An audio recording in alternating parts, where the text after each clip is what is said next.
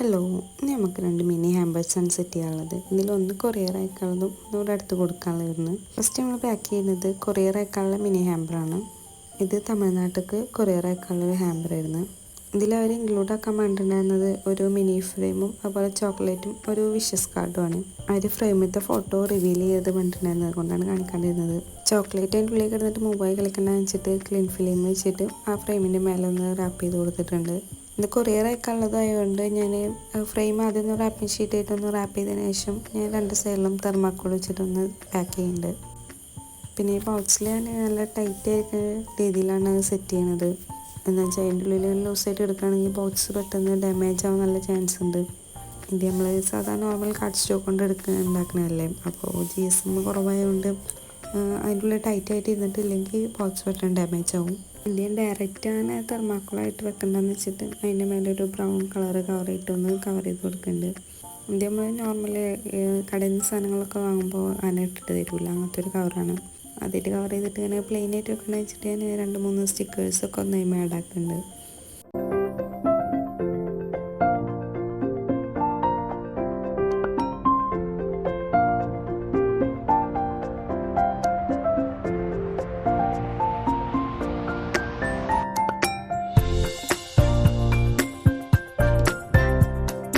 അങ്ങനെ പാക്കിങ്ങിൻ്റെ മേലെ സ്റ്റിക്കറൊക്കെ ഒട്ടിച്ച് കൊടുത്തിട്ടും അതാണ് സെറ്റാക്കിയിട്ടുണ്ട്. ഇനി ഇതിൽ ഒരു ബർത്ത്ഡേ വിഷസ് കാർഡും കൂടെ ആഡ് ആക്കാണ്ട് ഞാൻ ഈ ഹാമ്പർ സെറ്റ് ചെയ്ത് കഴിഞ്ഞ് ഇനി വേറൊരു ഹാമ്പറും കൂടെ സെറ്റ് ചെയ്യാണ്ട്. അടുത്ത സെറ്റ് ചെയ്യാനുള്ളത് ഇതുപോലത്തെ മിനി ഹാമ്പർ തന്നെയാണ്. അതിൽ വെക്കാണ്ടിരുന്നത് ഒരു മിനി ഫ്രെയിമോ അതുപോലെ തന്നെ റിംഗ് ആൽബം പിന്നെ ഒരു ഹാൻഡ് മെയ്ഡ് ഒരു കാർഡുമാണ് വെക്കാണ്ടിരുന്നത്. ഇത് നമ്മൾ ഫസ്റ്റ് പാക്ക് ചെയ്ത ആ ഒരു ബോക്സിനേക്കാളും ഹൈറ്റ് നല്ല കുറവാണ് കേട്ടോ. മറ്റേത് നമ്മൾ തെർമാക്കോളൊക്കെ വെക്കാനുള്ള ആ ഒരു ഹൈറ്റിൽ ഉണ്ടാക്കിയിട്ടുണ്ടായിരുന്നത്. ഇതിൽ രണ്ടെണ്ണത്തിലും വെച്ചിട്ടുള്ള ഫ്രെയിം വരുന്നത് 4x4 ഇഞ്ചസിൻ്റെ ഫ്രെയിംസാണ് വരുന്നത്. പിന്നെ അതുപോലെ തന്നെ ഇതിൽ വെച്ചിട്ടുള്ള റിംഗ് ആൽബത്തിൽ നമുക്ക് ടോട്ടൽ 15 ഫോട്ടോ വരെ ഇൻക്ലൂഡ് ചെയ്യാം കേട്ടോ. ഈ ഒരു റിംഗ് ആൽബത്തിൽ ഇൻക്ലൂഡ് ചെയ്തിട്ടുള്ളത് 11 ഫോട്ടോ ആയിരുന്നു. അവർ അത്രയും ഫോട്ടോ ആണ് അയച്ചു തന്നിട്ടുണ്ടായിരുന്നത്. പിന്നെ ഇതിലൊരു ഹാൻഡ് മെയ്ഡ് ഒരു ചെറിയൊരു കാർഡും കൂടെ ആഡ് ആക്കുന്നുണ്ട്. ഇത് ഞാൻ മുന്നൊരു വർക്ക് ചെയ്തിട്ടുണ്ടായിരുന്നു അതുപോലെ ഫ്രെയിമും റിംഗ് ആൽബവും പിന്നെ ഒരു കാർഡും വെച്ചിട്ട്. അപ്പോൾ അത് കണ്ടിട്ട് അതുപോലെ ചെയ്തു തരാൻ പറഞ്ഞതായിരുന്നു. അങ്ങനെ ആ ഹാമ്പറും സെറ്റാക്കി കഴിഞ്ഞിട്ടുണ്ടെങ്കിൽ ഇത് രണ്ടും റാപ്പിംഗ് ഷീറ്റ് യൂസ് ചെയ്ത് റാപ്പ് ചെയ്ത് കൊടുക്കുന്നുണ്ട്.